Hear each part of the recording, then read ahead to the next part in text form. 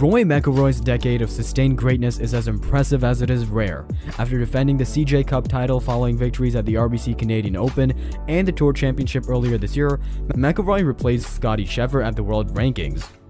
The 33-year-old four-time major Rory McIlroy holds the world #1 spot for the 9th time.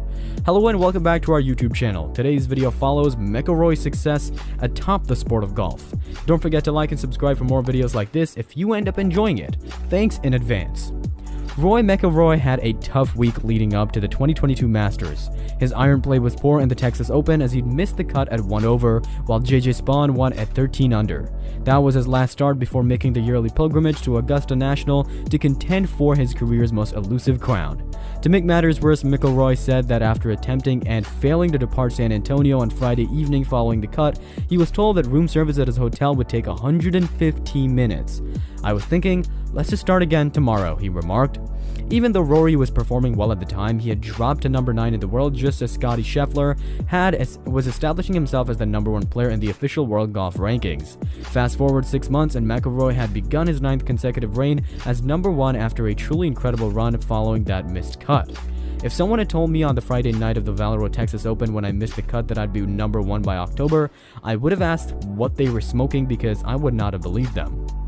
McIlroy said on Sunday after defending the CJ Cup and reclaiming the top spot from Scottie after a 30-week reign.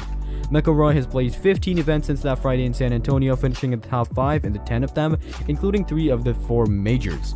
The other major finish, which was still a top 10, in that time he has only missed 1 cut and has won 3 tournaments. This will be McIlroy's 9th calendar year in which he's won at least as many events as he's missed cuts.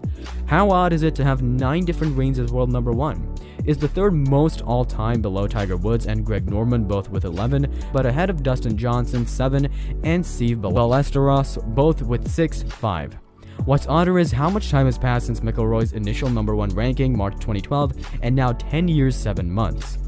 The sort of golf required to achieve to be #1 is transitory. To soar above all the other top talents in the globe, you have to be ridiculously talented, and if OWGR history is any guide, then that peak only lasts at most 1 to 3 years.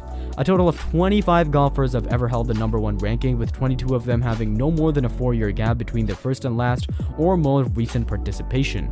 Johnson is an excellent example. He debuted at #1 in Feb 2017 and continued to remain there until July 2021. That is one of the longest runs at the top of the golf world.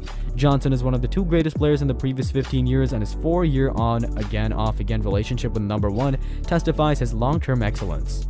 Ernie Els is a better representative of the norm. Els is widely regarded as one of the top 20 players of all time, and he was initially ranked #1 in June 1997 and last ranked #1 in June 1998, 1 calendar year. The 3 outlines are, of course, Woods, who held the #1 spot for at least 250 weeks, Norman and McIlroy. Woods had 17-year gap between his first and most recent and perhaps final appearance. Norman lasted 11 years. McIlroy might surpass that depending on how long he holds the lead this time. Perhaps more impressively for McIlroy, he's not been ranked lower than 16th in the world since November 2009. There have never been more 15 golfers on the earth deemed better than him in the previous 13 years. Take a look at who was in the top 10 in the world via a post made by No Laying Up on Twitter when McIlroy arrived to see how incredible it is to compete at that level. Top 10 was when Rory 2012 at their current ranking first reached #1 at the Honda in February 2012 at their current ranking. #1 Rory, #2 Donald, #3 Westwood, #4 Kamer, #5 Stricker, #6 Webb, #7 Day, #8 DJ, #9 Schwartzel, #10 Mahan. Rory is also the only player that was in the top 20 as of February 2012, and that's still in the top 20 today. Only other players in the top 50 then and now: Keegan, DJ, Scott, Casey, Ustaisen. Few golfers stay in the top 10 or top 15 for so long, and even fewer return to #1 so frequently throughout the course of a career. Even though he never fell out of the top 16 in the world, McIlroy admitted that returning to #1 felt a long way off even a year ago. "Far away? Yeah, it did," McIlroy said. Jordan Spieth got to world #1 at Whistling Straits in 2015 when Jason Day won, and I didn't get back to world #1 until 2020. It was just 5 years of top 5 and top 10, but it's important, right? It took me 5 years to get back in 2020. Then COVID hit. I struggled through COVID, coming out the back of COVID, sort of struggled a little bit too, and it's been a couple of years since I've been world #1. Yeah, it felt far away, and I'm surprised that over the last 6 months I've played as well as I have to get back to the spot. Regardless of the longevity and despite having accomplished the feat so many times, McIlroy was overcome with emotion following his victory on Sunday. He stated that this was due to the people that supported him on his comeback to the top. I think it was simply the continuous journey back up to the top of international golf and what it takes, he explained.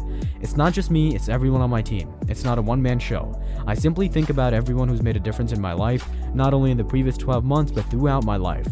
Just thinking back over the last year, there are a lot of people who deserve a lot of the accolades, and I'm the one who sits up here and accepts them, but there's a lot of stuff that goes on behind the scenes that people just aren't aware of.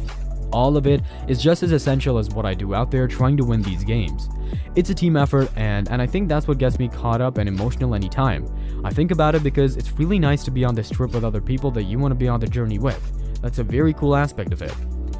Finally, a sociopathic competitor, or one who's obsessed with a game that he's internally compelled to conquer it no matter what, how long it takes, can attain this degree of prolonged brilliance. All of your skills will be wasted unless you have one or both of these characteristics. While one might be skeptical of McIlroy when it comes to the former, one cannot be skeptical about the latter. I feel like I'm having as much fun with the game as I ever have, he stated on Sunday. Golf is my absolute favorite sport. I believe that when I go out there and play with that joy, it is clearly shown over the last year. McIlroy continued, I appreciate the process of trying to get the most out of myself. That's the rewarding aspect. I never feel like I've figured this game out, and I doubt I ever will, but every day I wake up hoping to come closer. McIlroy's dominance in golf only rivals the likes of Tiger Woods and Greg Norman. His wins over the years proved incredible consistency over such a long period of time, and the strong performance means he could keep this #1 ranking going further in 2023, where he will have more success, including a long and awaited career Grand Slam at the Masters in his sight. And that's it for today's video. Thanks for watching. Let us know what you think of McIlroy's climb back to the top in the comment section below, and don't forget to like and subscribe for more videos like this.